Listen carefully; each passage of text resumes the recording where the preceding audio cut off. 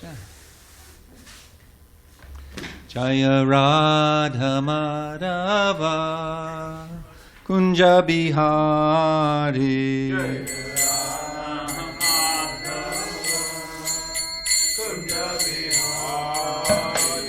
Jaya Radha Madhava Kunja Bihari.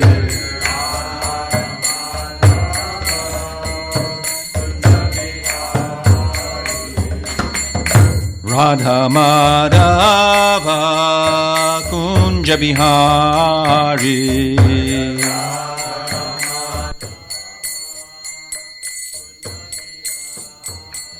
Jai Gopijana Vallabha Giri Varadari.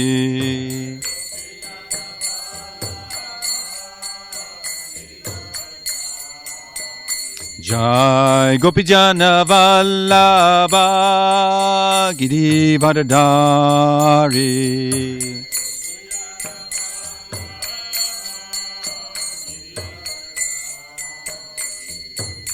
Gopijana Vallabha Giri Varadari.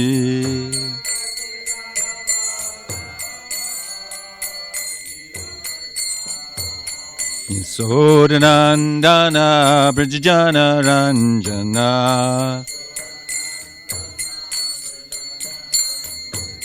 Yasodanandana Brajajana Ranjana.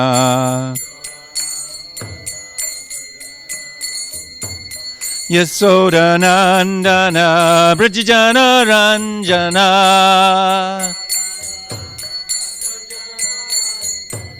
Yasodanandana Brajajana Ranjana.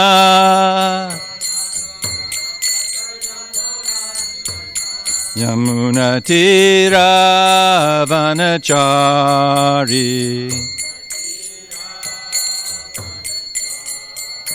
Yamuna Tira Vanachari. Yamuna Tira Vanachari.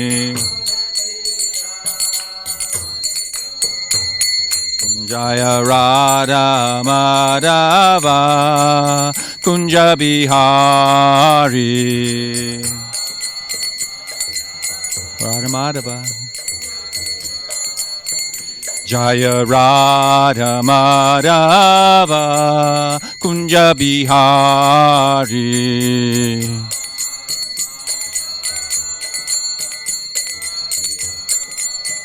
Jaya Radha Giridhari Radha Giridhari Radhe.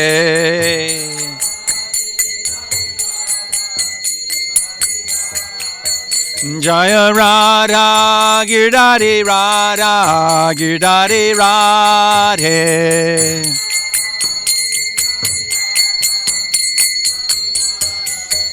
Prabhupada, Prabhupada, Prabhupada, Prabhupada.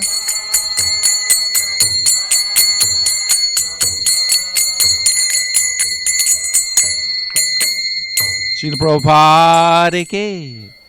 Jai Vishpad Paramahamsa Prabhupada Sotar Sata Shishimade A.C. Bhaktivedanta Swami Maharaj Srila Prabhupada ki. ISKCON BBT founder Charya Jagat Guru Srila Prabhupada ki. Grantharaj Srimad Bhagavatam ki. Samaveda Gaura Bhakta Vrinda ki. Gaur Premanandi. Our glories to the assembled devotees. Our glories to the assembled devotees. Our glories to the assembled devotees. Our glories to Shishi Guru and Gauranga. Glories to Srila Prabhupada.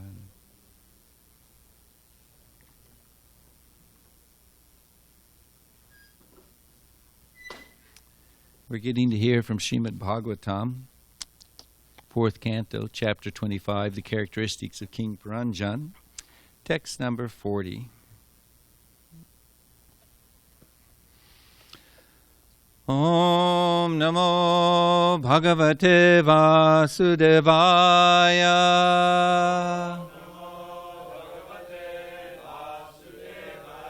Om Namo Bhagavate Vasudevaya.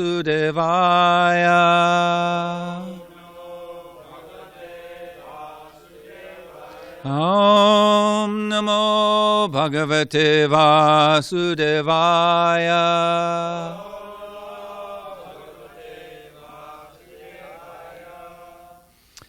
Pitir Devarshir Martyanam Bhutanam Atmanaschaha Shamyam Vidanti Sharanam Bhavesmin Yad Grihashrama Pitir Devarshi Martyanam Bhutanam Atmanaschaha Shamyam Vedanti Sharanam Bhavesmin Yad Grihashrama Javida.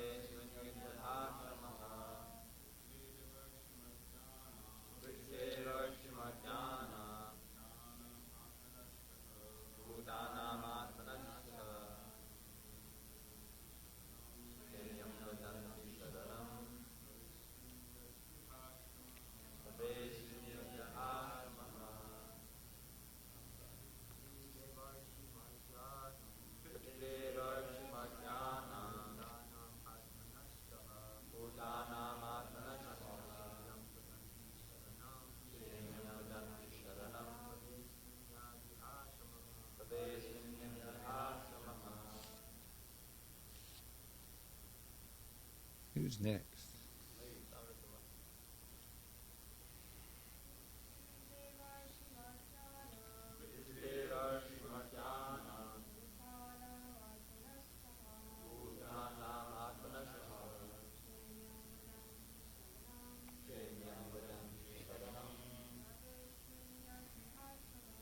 Bhavesmin Yad Grihashrama. Pritir, forefathers. Deva, demigods. Rishi, sages.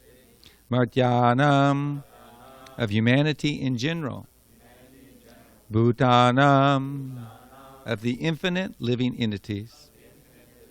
Atmanaha, of oneself. Cha, also. Ha, certainly. Shamyam, beneficial. Vedanti, they say. Sharanam, shelter. Bhave, in the material world. Asmin, this.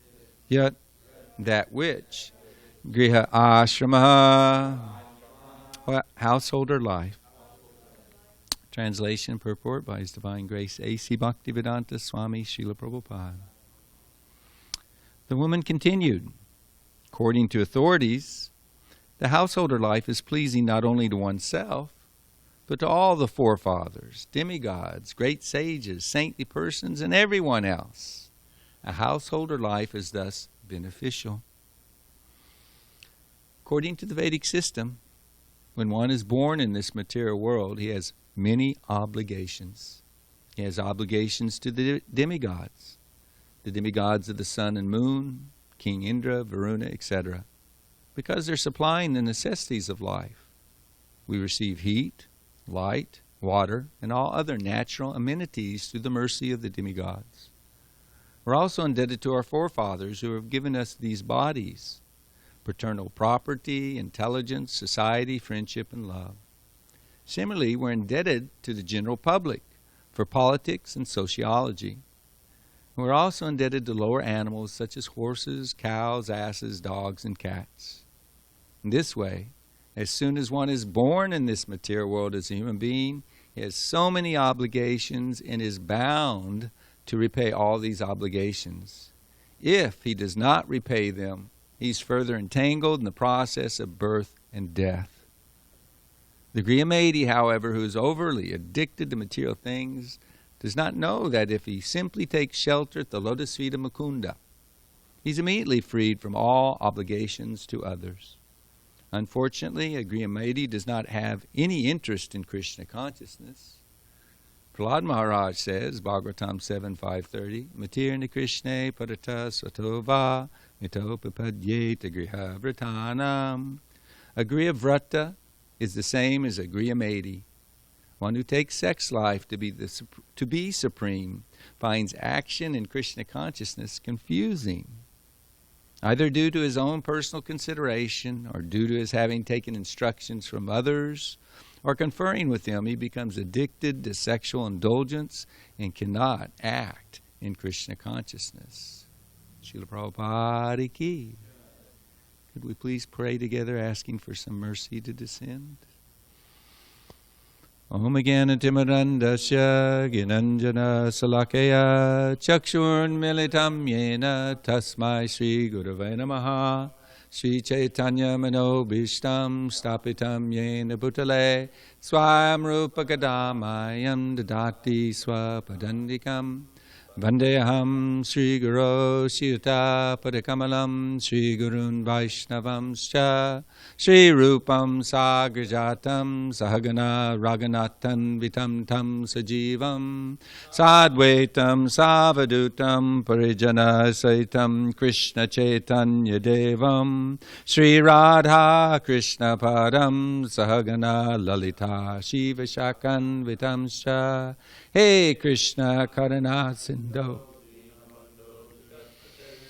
Gopesha Gopika Kanta Radha Kanta Namostate Tapta Kanchana Gaurange Radhe Vrindavaneshwari Vrishabhana Sutta Devi Pranamami Hari Priye Vanchakopatarubhyascha Kripa Sindhu Bevacha Patitanam Bhavanebhyo Vaishnavebhyo Namo Namaha Sri Krishna Chaitanya Prabhu Nityananda Sri Advaita Gadadhar Srivasadi Gaur Bhakta Vrinda Hare Krishna Krishna Krishna Hare Hare Hare Rama Rama Rama Hare Hare.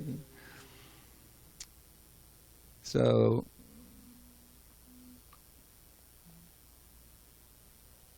I thought if I had a title for this discussion, it would be, How Much Do I Owe?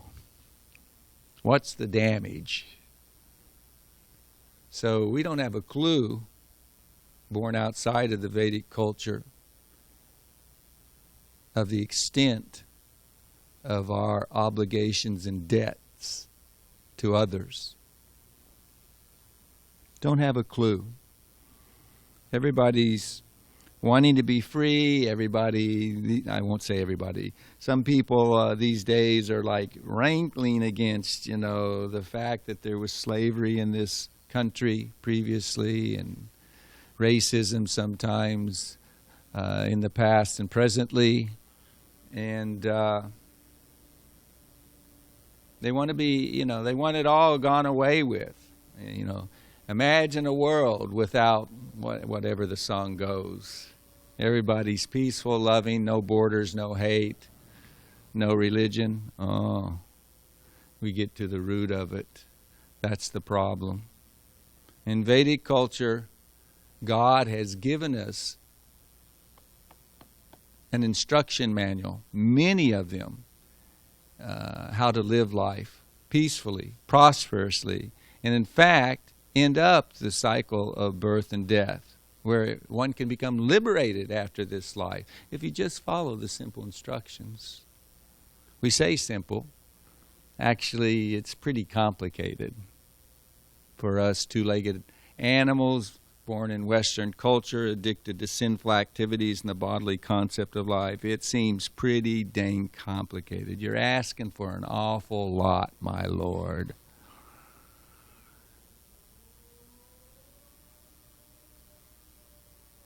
It has been made simplified, but I'll get to that in a little bit.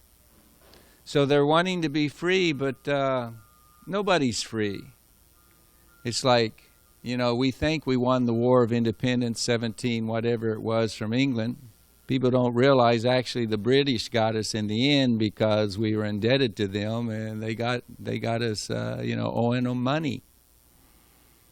Little known fact that by the end of the Civil War, Abraham Lincoln was dead broke. The country went bankrupt. That was one of the times the Federal Reserve Bank was established.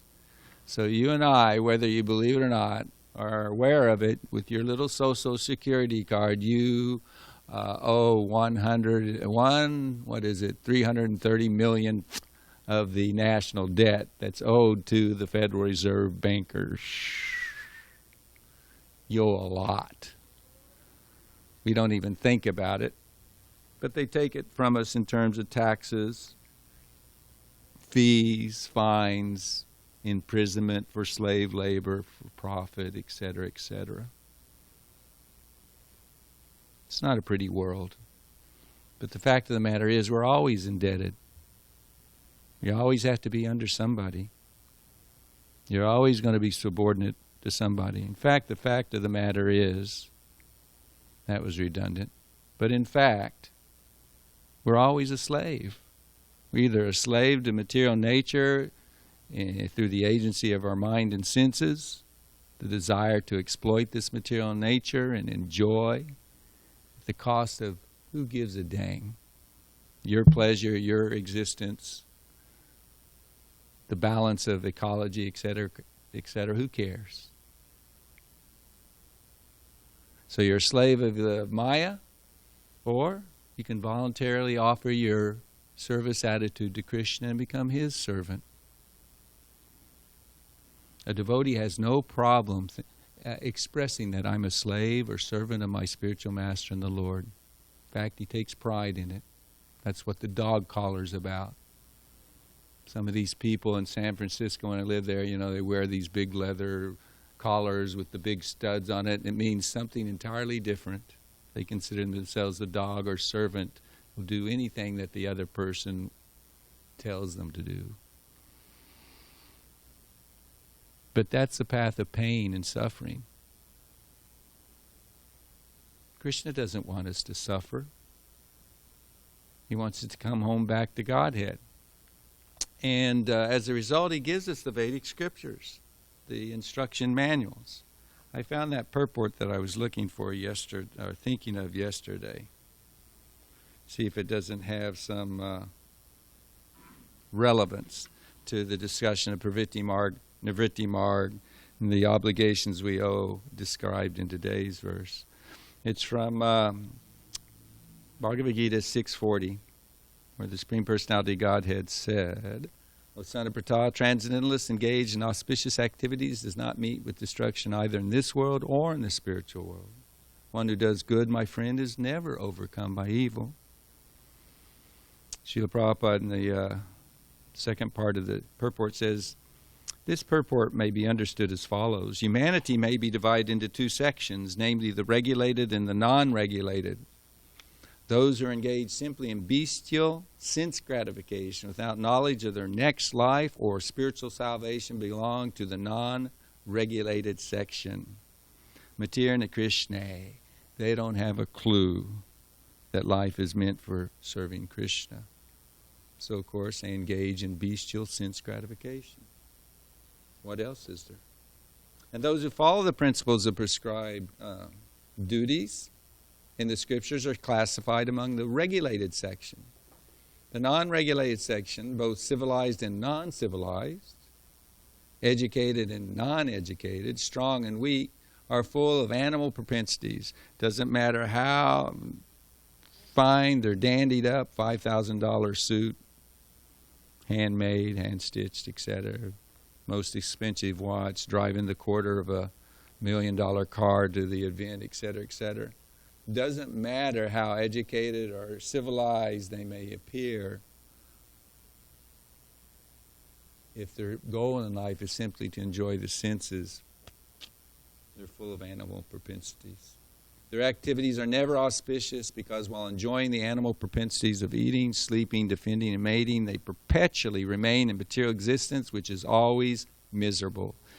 And that's the problem with the incomplete understanding of this beautiful woman's acceptance of the aggressive, direct, hey, why don't we get it on? Can't we make a match? We seem like we'd make the perfect couple. I mean, everything's in the Bhagavatam there. If you want to woo a woman, we'll hear in the next couple of purports, but today it's also, implied. She really appreciated the directness and the strength of the man, etc. I mean, everything's there in Bhagavatam. It's amazing. But when she responds in the affirmative, she starts glorifying household ashram. But unfortunately, it's not really household ashram. It's all about enjoying together. And that's what makes it the charvananam, the chewing the chewed, or griyavrata, or this, Krishna, matirna Krishna. They're just, what else is there? There's hundreds and thousands of desires, and the purpose of life is just to run madly after them. Do the best you can to enjoy. Beg, borrow, steal, because nothing, and when you die, you're dead. Nothing. Black, void. What a miserable outlook in life. But to continue, it says, on the other hand, those who are regulated by scriptural injunctions and thus rise gradually to Krishna consciousness certainly progress in life. Those who are following the path of auspiciousness can be divided into three sections, namely, 1, the followers of scriptural rules and regulations who are enjoying material prosperity. So that's karma kanda. It's also varnashram. No problem. It's progressive. The Lord says in the 3rd chapter of Bhagavad Gita, I created, the demigods and generations of men and gave you yagyas to perform so that you can live prosperously and peacefully and attain liberation, he even says. It's purifying. Slow, but purifying. Number 2, those who are trying to find ultimate liberation from material existence. So she kind of implied that, I think, in the last verse, that, it's wonderful. You can enjoy, and then you can become liberated at the end. And we had discussion that, by exhausting the desire to enjoy the senses, that one can turn your back to it and then turn to spiritual life. And for the most part, we all said, nah, that doesn't work too well, does it? But if you follow the religious principles with the aim of attaining liberation, it does work. And the evidence I'll give is Pandu. When his father got cursed to be prematurely an old man, it's worth noting because of his attachment to a lady. More than one lady, that's what got him in trouble. But he begged his sons to take his old age and give him their youth. Shameful. I think the term is shameless. He had no shame. And they all denied him except one. And those that denied him just because, I don't want to give it up. Hey, I'm young, I'm powerful, I've got my life ahead of me. I want to enjoy. He cursed them, each and every one of them. But Pandu, he said, I want to follow the process given by the Lord. Krishna created varnashram. That's the way most of us have to proceed, up the ladder. He said, I want to follow the rules and regulations properly, and if I do, then I know that I will gradually become purified and I will become detached from material sense gratification. But if you throw me into old age immediately, then I'm afraid that I'll want to enjoy still and have to take another birth. His father appreciated that understanding and blessed him. So people can follow the obligations, the injunctions of Scripture with the desire to become liberated. And 3, those who are devotees in Krishna consciousness. Srila Prabhupada in the beginning of ISKCON, preaching Lord Chaitanya's movement, said, we don't need varnashram, we're devotees of the Lord. Hopefully I'll get to that. If you engage in Why not? Why don't we just throw that verse in? Devarshi bhutatmanirnam pritrinam. It's a famous verse. Nakin karo nayam rini. Charajan sarvatmanaya sharanam sharanyam. That's the line right there. Sarvatmanaya sharanam sharanyam gato mukundam priyarhitya kartam. Anyone who's completely surrendered unto Krishna, Mukunda, giving up all other duties, is no longer a debtor, nor is he obliged to anyone, not the demigods, not the sages, nor the people in general, nor kinsmen, nor humanity, nor forefathers. Bhagavatam 11:541. So in the beginning he said, we don't need varnashram, we're devotees, you're devotees. And then he said, oh, well, actually we should start preaching varnashram because most of the people aren't able to take directly to the devotional service of the Lord. So they should know what's the gradual process, how you work for the Lord. If you can't remember me constantly, engage in sadhana bhakti. If you can't do that, then work for me. If you can't do that, then act in such a way that at least you're giving up the fruits of your activities. If you can't do that, then just give some charity to somebody. Do something that's not selfish, but that is selfless. That is in service to others. Something. It'll begin your process of purification. And then he realized, oh my gosh, actually my disciples, they need varnashram badly. Because we had become focused on preaching and distributing Krishna consciousness, spreading Krishna consciousness, but we still had habits and conditioning of the Malecha culture that most of us were born in and contaminated by. So when it says we become free from the obligation of service to all these personalities, doesn't mean that we can just like, screw you. You know, demigods, forefathers, tradition, like the council culture. They're trying to like, Malecha culture is not perfect. The Constitution of the United States, it's not perfect. But if you're going to talk about relative truths, the ideals of it are fairly decent. About as good as it gets on the relative platform in world governance. And, you just can't throw it all away. Those who do not learn the lessons of history are bound to repeat them. That's why Srimad Bhagavatam and the Puranas are there. They give us the history of the universe. But they do it in truth. It's not like histories we learn in school or what they put out on mass media or this or that. To the conqueror or to the conquering, they write the rules of history in the narrative. But in Srimad Bhagavatam, in the Vedic scriptures, you get to hear the wars and the victories and the challenges of individuals, communities, nations, etc. But it's all around Krishna. It's all purifying. It's related to the absolute truth. So that when we study these histories, when we talk about these histories, it's always in relationship to Krishna. That's why every word of the Srimad Bhagavatam, even in the verses that, I'm not so attracted to this purport because it's not my ashram and my duty, so let's go to the next one, see if we find something that's more applicable for me. But Srila Prabhupada says every word, what to speak of every verse, is applicable. If not for me, certainly for others. It's for the ultimate benefit of human society.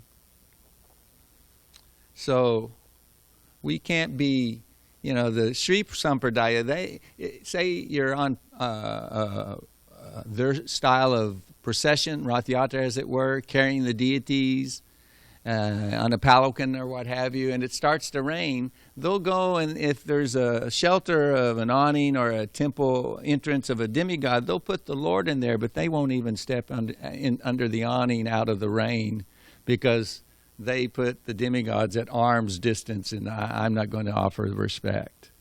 It's a little extreme. Lord Chaitanya went to so many temples, not just Vishnu temples.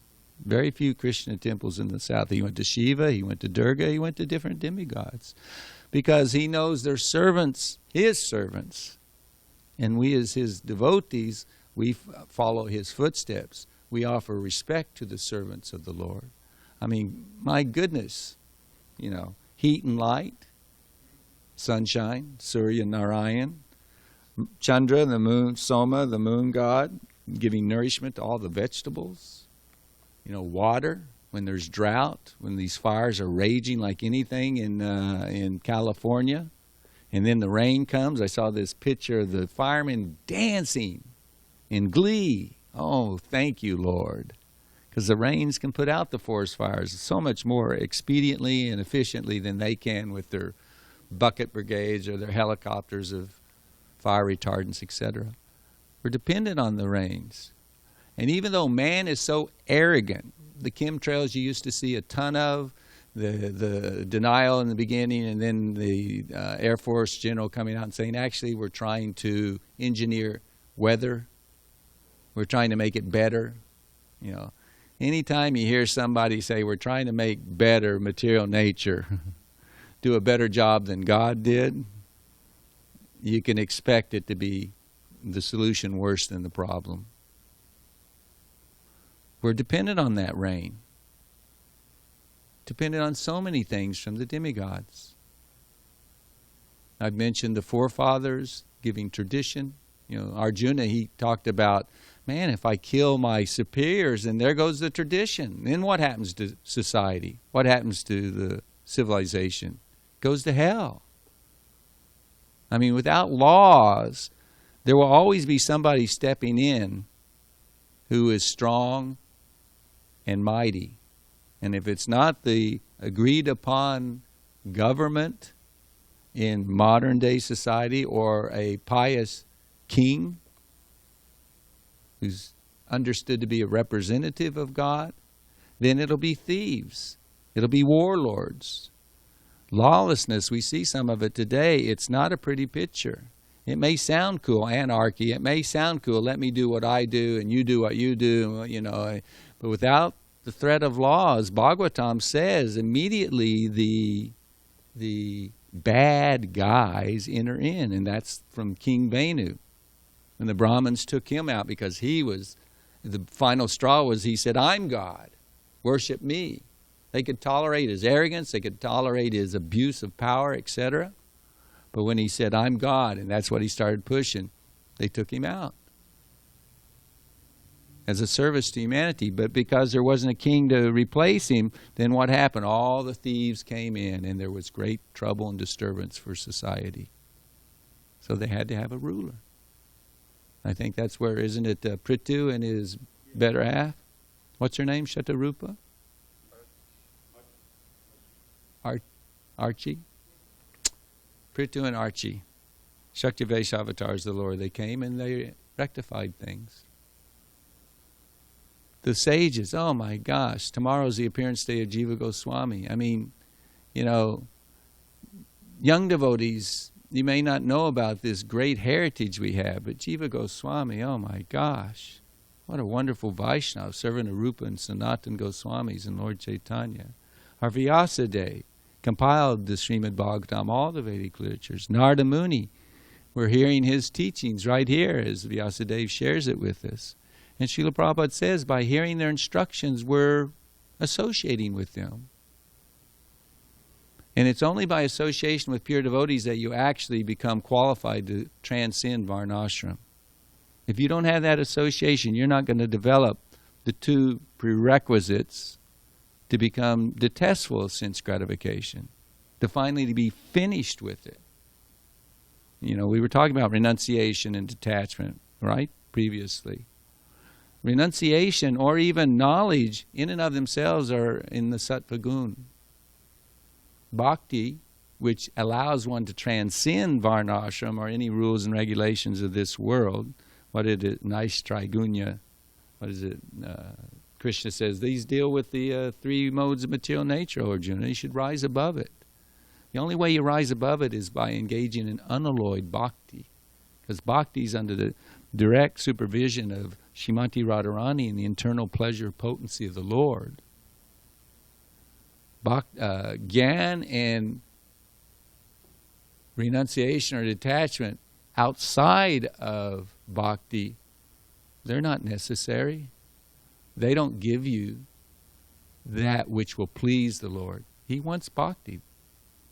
He doesn't need our independent efforts to be intelligent and figure things out, or to be proud and detached or renounced. Prahlad Maharaj says that's not what captures the Lord. That's not what attracts Him. It's only devotional service. So by pure bhakti, we can, which you get through associating with the devotees. We heard it this morning, last verse that you read. Even by a lava matra, just a fraction of a moment, you meet a lover of Krishna, come in his association, her association, that's good enough to turn the tide of material existence in samsara, the cycle of birth and death.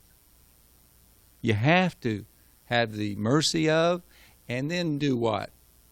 Become focused on doing that which will please such a pure Vaishnava.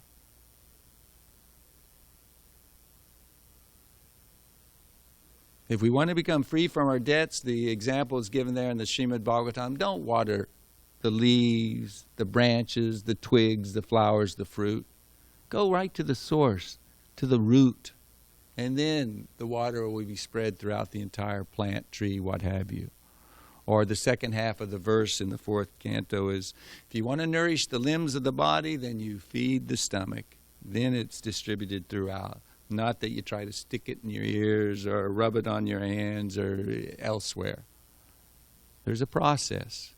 Krishna gives the process. And if you engage in bhakti, then automatically you'll develop your detachment. Automatically you'll develop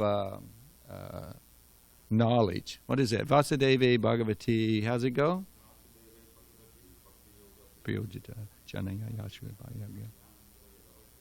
Automatically.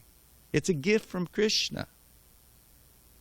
There's also the verse in elsewhere in the Srimad Bhagavatam.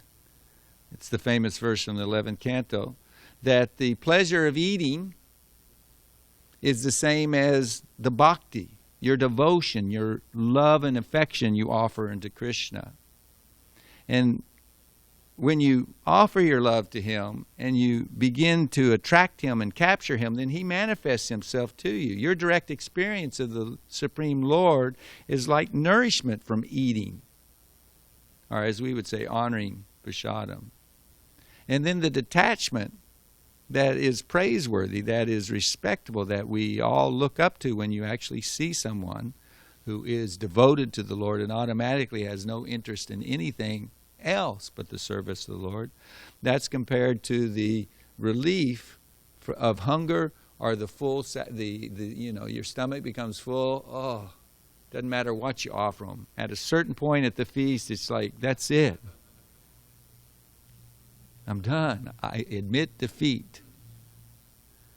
So bhakti, this is the way to please the Lord. This is the way to become free from the victimization of our own stupid mind and senses, misguided intelligence, fine-tune how to accept and reject things and try to become expert. But the price of such endeavors, even though she's touting the glories of these activities, it's just misery. And that's why those who are transcendentalists, they're not interested at all.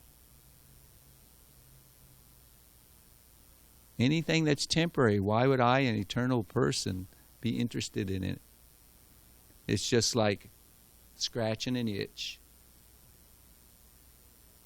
or rubbing the palms together, as Prahlad Maharaj says. How much pleasure do you get out of it? Well, it feels pretty good when you get those mosquito bites in Mayapur and you scratch. But if you don't learn, don't scratch, because it only itches more. And then, I'll mention no names, but I know some devotees in there scratching to relieve it, then it turns into a dang open sore. Now you got the risk of infection. I mean, it just gets worse and worse. And all you were trying to do was get some relief from the suffering. The only way we get relief from the suffering is by devotional service. The only way we become free of the responsibility of following the injunctions of given by the Lord in the Scriptures is through devotional service. Krishna says in the 11th canto, as long as you're not satiated by fruitive activities, in other words, until you come to the point where you're disgusted, that's a strong word, disgusted with sense gratification, until you come to the point that you accept, you realize there is no separate happiness in this world. No happiness outside of service to the Lord and His devotees. Until you come to that point, and that desire, the ignorance, will keep you from developing a taste, an attraction for chanting Hare Krishna and discussing and hearing the glorious leelas of the Lord. That was another verse we heard today. So many verses. Dravida made a third of his Sunday feast class about the boat for going back home, back to Godhead, hearing and chanting the glorious leelas of the Lord.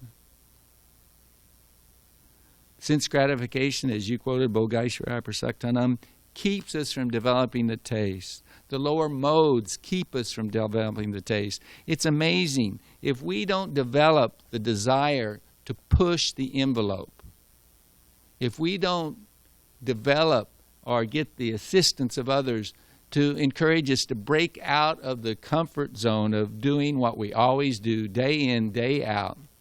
Same time I leave the temple, same time I fall asleep in chanting, same time, so many examples we can give. If we're not on, actually ready, ready, when that head, that we feel that little, if we don't stand up, that's called the modes. That's the comfort zone. My conditioning, the song, I'm feeling comfortably numb. That's actually what that lower mode is. And I'm senior to almost everybody here, and that's the bummer of being the senior. My Prabhus don't want to tap me on the shoulder and say, hey, stand up, Raj. Last time it happened in Mayapur, it was Bhakti, it wasn't Vigyan, Bhakti, I forget the German sannyasi's name. Bye, Baba. Strict, sober. Very seldom do you see him smiling in Mayapur. Amongst his own associates and kirtan, this and that, that's a different matter. But I was chanting there close to him, and I was tired. And he goes, "You're sleeping!" Like I had just, committed murder. And I was, to my own spiritual creeper. The sense of urgency based upon realizing how evil and miserable this world is. It's like Prabhupada said to Nanda Kumar when his Tulsi beads were broken. Where are they? Oh, they're broken. I'm going to fix them. No, you go fix them right now. If you knew how evil this world is, you would never be without Tulsi beads.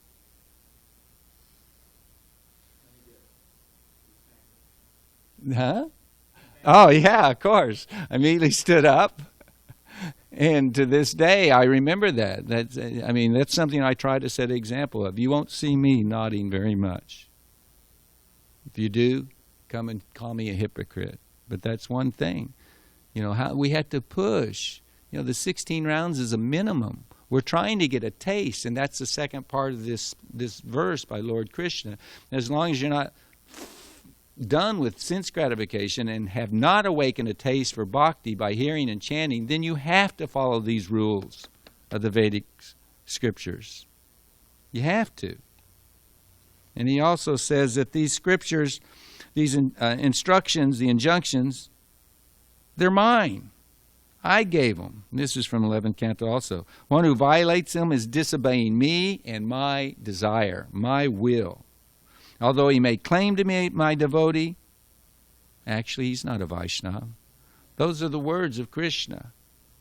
So even though we want to transcend all this, it's such an interesting construct the Lord gives us because it's so apparently contradictory. The way we transcend this is by being so attuned to the details of the duties we have in our ashrams, etc. The details of our sadhana, as the spiritual master gives them. He tells us what to do, and it's real simple, but we either complicate it or we try to cut corners. It's two extremes. Let me add on to something the spiritual masters told me, thinking this is going to make it quicker, or let me shortcut it. And I won't use any examples, but I think you can understand the principle. Follow the process as it's given. If we follow the process that Srila Prabhupada has established for us, then we're following the example of the previous acharyas. And when one follows the spiritual master and the previous acharyas, you can expect to get their mercy. You are getting their association, whether you know it or not, and you can expect to get their mercy. And this is something we do because we realize, all right, these debts, Krishna says, Masachaha, don't worry, I'm going to wipe them clean. It's called like a jubilee in the Bible, when they, and who knows, we may see that in this lifetime in America, where they just wipe clean the debts of everybody and start afresh. It's a revolutionary idea. But it's based upon, it's actually sinful or certainly low class making interest on something you've lended to somebody. It's not really good karma. So debt is something that you should avoid, like disease and fire. But anyway, Krishna says, I'll wipe it clean. I don't care how big the debt is. Don't worry about it if you'll surrender it to me. And of course that surrender is the attraction of always thinking of Him, the attachment of always thinking of Him. Being His real devotee. And it's not an option. For a pure devotee, it's not an option. It's an absolute necessity. They can't live without Krishna's service. 24/7. They don't want to. They take sleep and eating, etc., as service. But those kind of services I want to minimize. I want to expand the service of helping others become devotees. This is the mood of the previous acharyas and Srila Prabhupada. The mood we're supposed to be cultivating, praying for, and practicing right now in our devotional service. That positive activity, that positive desire, automatically you become swept up in forgetfulness of the inferior standards of happiness. Vaish one time said, let's get free of the idolization of the normalcy of our life. Let's get free of the idolization of the normalcy of our life. Let's not get stuck, even in Krishna consciousness. It's way too dynamic. We have to realize the debt that we owe to our spiritual master. As Prahlad Maharaj prayed. Let's see if I have it at the tip of the tongue. Anyway, he said, I had fallen into a blind well of snakes.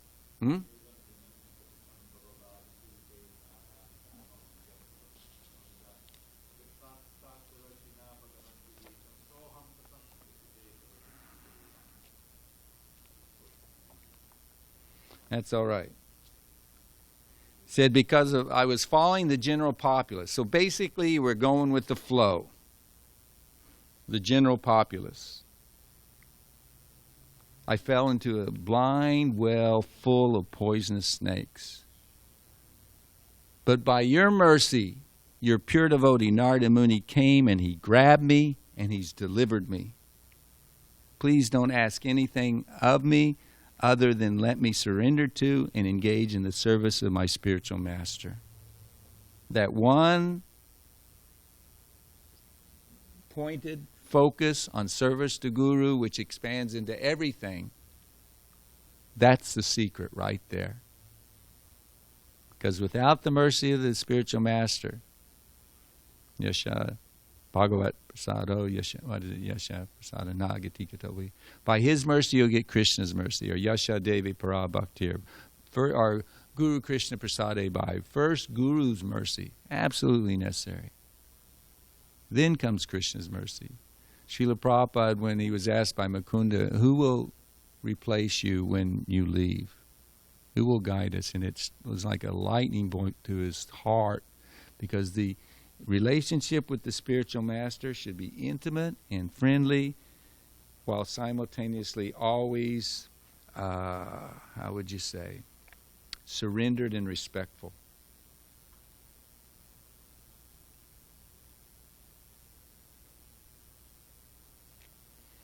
Life and soul given to the person who has ended our chain, unlimited chain. We have no idea how big the debt is, how much we're in the red with the karma, karma of having been in trillions, and that's lowballing the number of births we've had since time immemorial. We have no idea. But Krishna's representative frees us of that chain of suffering. And then we, don't buy into what she's selling. Sense gratification. Doesn't matter how good a talker. No, I don't have faith in what you're selling. Prahlad said, I saw my father had it all. He had everything. And how he lost it in a moment. He said, I'm not interested in any benedictions but your unalloyed devotional service. Please don't tempt me.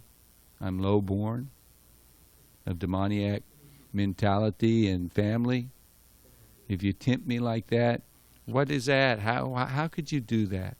A master who tempts his servant or pays off his servant simply to be seen as a prestigious, kind master, what good is that? You're the master and I'm the servant. Period. I don't serve you because I want to be paid. I don't serve you because I want to be comfortable. I don't serve you, even those who have surrendered completely, they don't even serve the Lord and His devotees to become free of the cycle of birth and death. They just beg for the service. Now that's way above my pay grade, but we have to hear these things so we know what to pray for and aspire for. In the beginning, as we, let's get out of the comfort zone. Try to become fixed in the mode of goodness so we can appreciate the application of these things that help us jump over that Vaitarani river. As Srila Prabhupada says in the Bhagavad Gita, the purport of Vyavasayatmika Buddhi here. What is that too? What is it? What's the verse, sir? 241.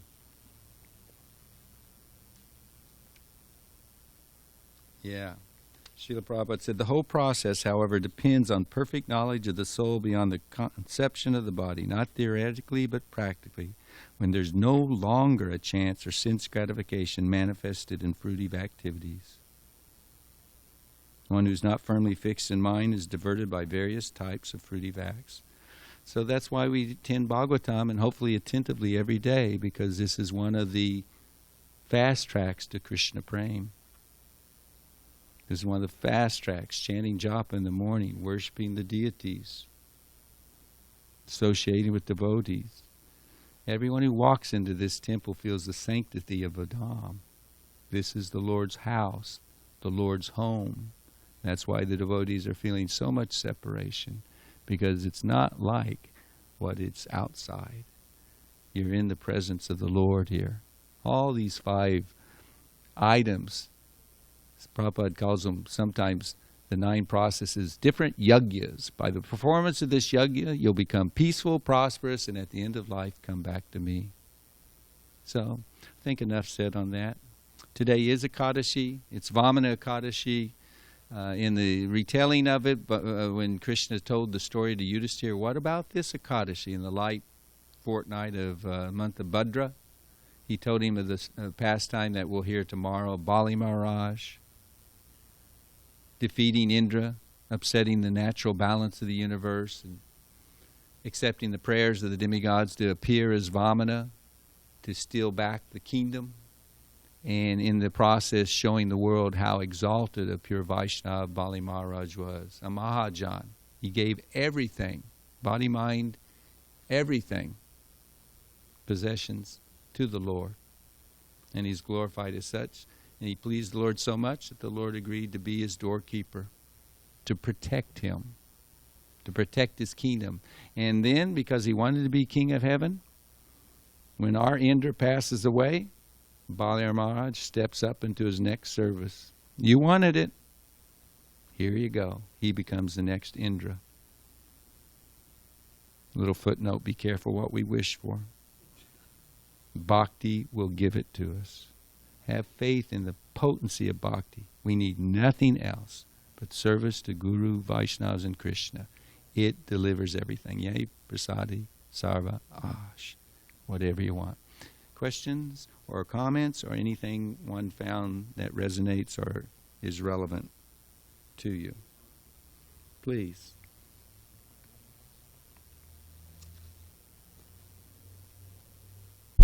That verse by Prahlad is so important. And Prabhupada quoted it in one of his prayers in those... the blind well of snakes? Yeah. But it ends here, he says... What's the verse number? It's 7:9:28. My dear Lord, O Supreme Personality of God, because of my association with material desires, one after another, I was gradually falling into a blind well full of snakes following the general populace. But your servant Narada Muni kindly accepted me as his disciple and instructed me how to achieve this transcendental position. Therefore, my first duty is to serve him. How could I leave his service? And this the Prabhupada, but your Narada Muni kindly accepted me. Kritvatma Sat, Prabhupada says in the synonyms, a lot of time the real nectar is some real special nectar in the word by words. Kritvatma Sat, causing me to acquire spiritual qualities like himself. Narada, the Guru imparts, in initiation, but if we really serve, Sweet, thank you, Dr. Vidaprabhu.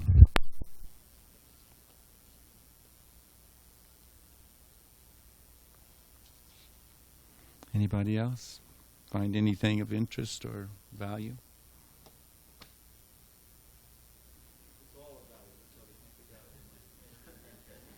You overstayed your time, Dravida. Thank you.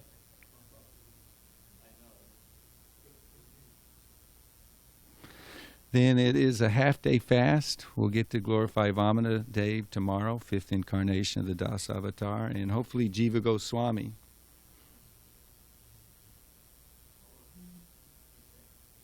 Yeah. Did you? So, yeah, I especially appreciate Jiva Goswami because Lord Nityananda took him on Navadvip Dham Parikrama, and it's because of his pilgrimage we know so much about the glorious Dham of Lord Chaitanya Mahaprabhu. So, on that nice note, thank you for your time, your attention, your association. Srila Prabhupada ki, Grantaraj Srimad Bhagavatam ki, Samaveda Gaura Bhakta Vrinda ki.